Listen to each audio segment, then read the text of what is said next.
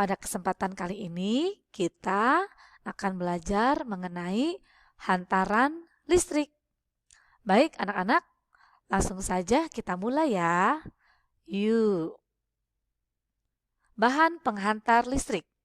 Ada 3 bahan penghantar listrik yang akan kita pelajari, yaitu konduktor, isolator, dan semikonduktor.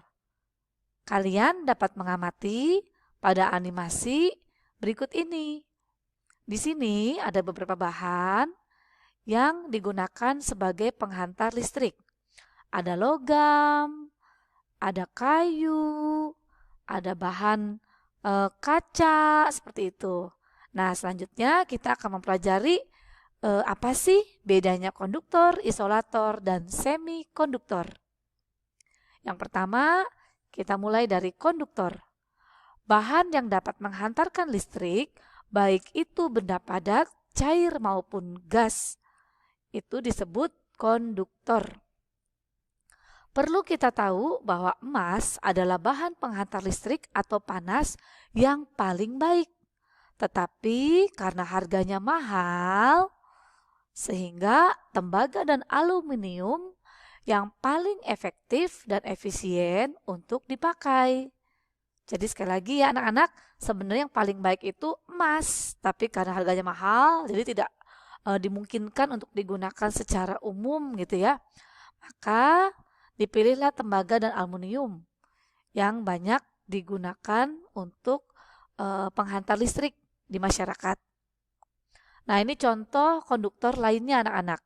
Selain tembaga dan aluminium, ternyata besi, kuningan, baja, raksa, dan perak juga bisa menghantarkan listrik dengan baik anak-anak. Selanjutnya yang kedua, isolator. Isolator adalah bahan yang tidak dapat menghantarkan arus listrik. Oleh sebab itu, bahan yang terbuat dari isolator biasanya digunakan sebagai penyekat atau pembatas bahan konduktor atau semikonduktor. Seperti dapat kita lihat pada kabel yang dilapisi oleh isolator di luarnya. Hal ini tentu sangat bermanfaat, sehingga kita tidak tersengat arus listrik. Contoh bahan isolator adalah karet, kayu, plastik, kaca, dan sebagainya. Kita dapat melihat contoh lain dari isolator pada gambar berikut ini anak-anak. Bahan gelas ya atau kaca, plastik, keramik, karet, kayu, kain ya, kertas, gabus, dan benang wol itu termasuk bahan isolator. Artinya kalau kalian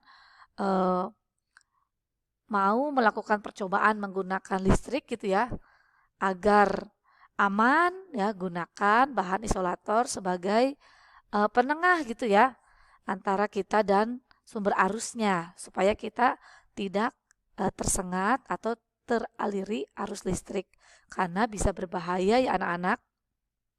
Berikutnya yang ketiga, semikonduktor. Semikonduktor adalah bahan yang berada di antara konduktor dan isolator. Artinya, bahan ini bisa berfungsi sebagai penghantar atau sebagai isolator. Biasanya semikonduktor banyak kita temukan pada komponen elektronika yang terbuat dari silikon atau germanium. Contohnya seperti pada transistor, dioda IC, dan sebagainya. Ini anak-anak ya, germanium yang banyak digunakan sebagai bahan semikonduktor ya. Nah, ini anak-anak contoh semikonduktor dalam penerapan kelistrikan gitu ya, digunakan dalam resistor, kapasitor, dioda, transistor, IC gitu ya. Jadi ini contoh penggunaan bahan semikonduktor dalam perangkat listrik sehari-hari gitu ya. Baik anak-anak, untuk materi penghantar listrik cukup sampai di sini. Semoga dapat menambah wawasan dan pengetahuan kalian. Dan Ibu berharap Kalian bisa membedakan ya antara konduktor, isolator, dan semikonduktor, baik bahannya maupun kegunaannya.